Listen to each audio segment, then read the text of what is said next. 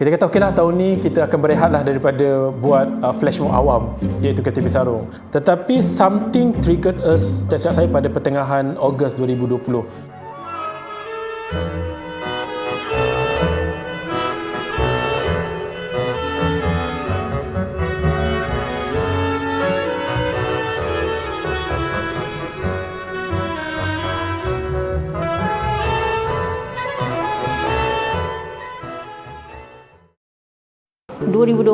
Kita masa tu berharap masih ada KTP Sarung, tapi because of keadaan pandemik dekat negara, lepas tu kita pun nak jaga keselamatan rakyat, so kita tak boleh juga nak buat berkumpul ramai-ramai nak organise event macam tu. Kita hampir untuk tidak melakukan apa-apa. KTP Sarung obviously kita tak boleh buat sebab kita tak boleh berkumpul, dan that's it. Kita kata okeylah tahun ni kita akan berehatlah daripada buat flash mob awam iaitu KTP Sarung. Tetapi something triggered us, tak silap saya, pada pertengahan Ogos 2020. Ada satu Twitter yang bercerita berkenaan dengan bagaimana pakaian tradisional orang Cina diperagakan di Beijing.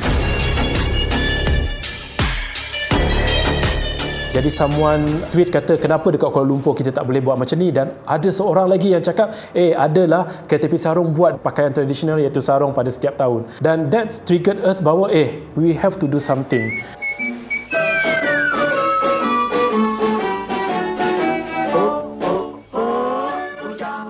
So dekat ujung-ujung tu tiba-tiba kita orang dapat idea, okay, maybe apa kata kita orang boleh buat Hari Sarung. So Hari Sarung ni setiap orang boleh join dekat mana-mana negeri pun. So kita orang ada idea, okay, apa kata kita orang buat checklist. So itu pun kita orang dapat idea last minute. So checklist untuk benda-benda yang korang boleh buat sambil pakai sarung. And then we decide something that we can do it without gathering. We give them a task, we give them a checklist, but instead of naik kereta api ramai-ramai, kita cakap, okay, why don't you just go to wherever you want to go, kita ada buat checklist and buat aktiviti. So setiap negeri dengan setiap bandar ada checklist yang unik, yang lain daripada checklist orang lain. And then checklist tu cuma di-reveal pada Hari Sarung. Dia ada two side. Those yang outside from KL, they can do it on their own. Kalau let's say kalau korang stay dekat Klang Valley, some of them ada yang datang ke KL to do the checklist, because we provide, I think Sadam ada buat checklist of things you can do for sarung. Di sekitar Kuala Lumpur, kita orang buat checkpoint yang orang tak perlu berkumpul setempat. Orang boleh buat ikut time diorang masing-masing. Thank God waktu tu kes tak banyak. Dari segi nak buat event di luar dibenarkan, tapi cuma tak boleh berkumpul lah ramai-ramai. We had different venues. We had different places where people can do the same thing that you do on KTP Sarung, but you do it separately in small groups. So we had venues at The Link, we had venues at Central Market, we had venues at the River of Life. In that way, we managed to find a mechanism on how we can create an event while at the same time we maintain the SOPs. So as part organizer, I have to come early just to have a look dekat kawasan tu. So, rumah pukul 8 sampai KL around 9, park dekat River of Life. I think around 10 to 20 groups dah ada dah pukul 9 pagi, because kita tak ada waktu event, kan everyone can do their own. Pukul 10 dah ramai dah orang kat River of Life tu. Pukul 9 tu dah macam awal gila, ada group dari Ceras, ada group dari Kelang. And it's a good thing because Hari Sarung ni dia tak ada satu venue khas, and drive around the KL city masa that day pukul 1 macam tu, you can see people kat KCC ada gambar orang pakai sarung, dekat Jalan Ampang ada orang pakai sarung, dekat Bojong juga ada orang pakai sarung. Macam satu KL pakai sarung, which is satu orang kata something yang macam seronok, because kita buat event ni at the same time orang datang, orang join, and people are having good time. Yang aku tak boleh lupa waktu Hari Sarung 2020 ni, waktu di Sisi Seni Hotel, kat situ sebenarnya kita nak buat situ tempat performance, tapi akhirnya jadi tempat ramai berkumpul.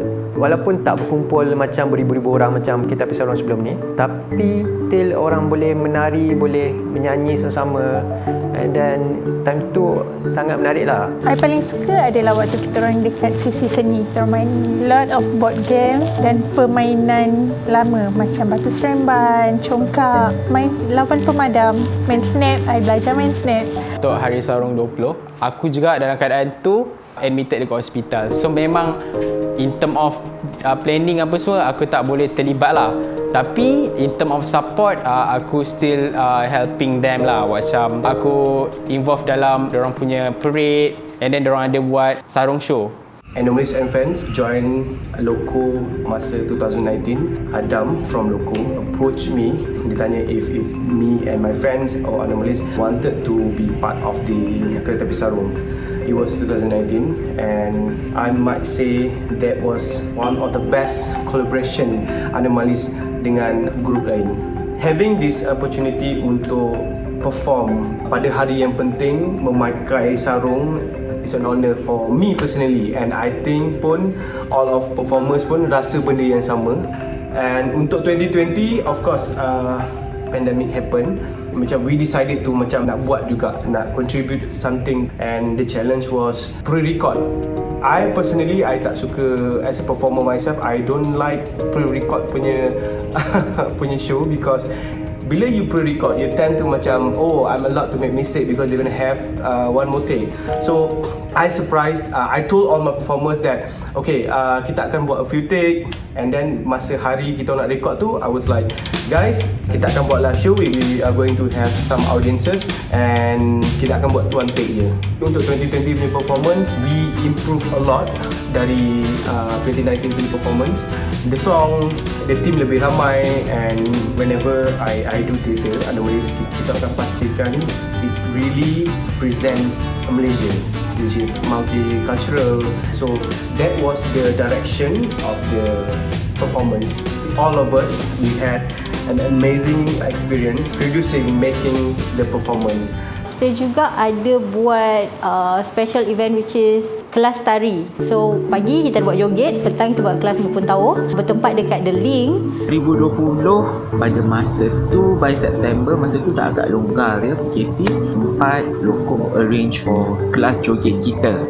It was supposed to be a series untuk ajar orang asas joget supaya bila kita pasang lagu joget, bila joget lambat tu cantik lah ya, tak adalah semua macam freestyle ya, adalah tahu asas joget tu sikit. Mempun tahu adalah tarian tradisional kaum Kelabit daripada Sarawak. Instruktor yang kita jemput pun memang keturunan Kelabit, dan masa tu surprisingly orang yang datang, the crowd yang join the tari tu ramai.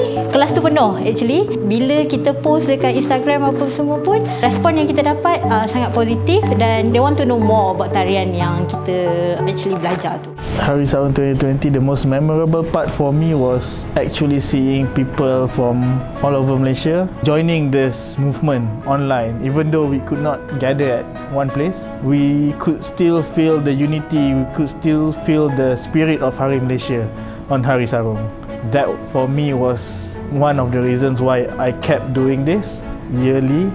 So in a way, walaupun kita orang tak boleh berkumpul, tapi in a way Hari Sarung 2020 ni jadi lagi besar daripada Kereta Api Sarung kita orang sebelum ni. Sebab untuk pertama kali ni semua orang di satu Malaysia boleh join.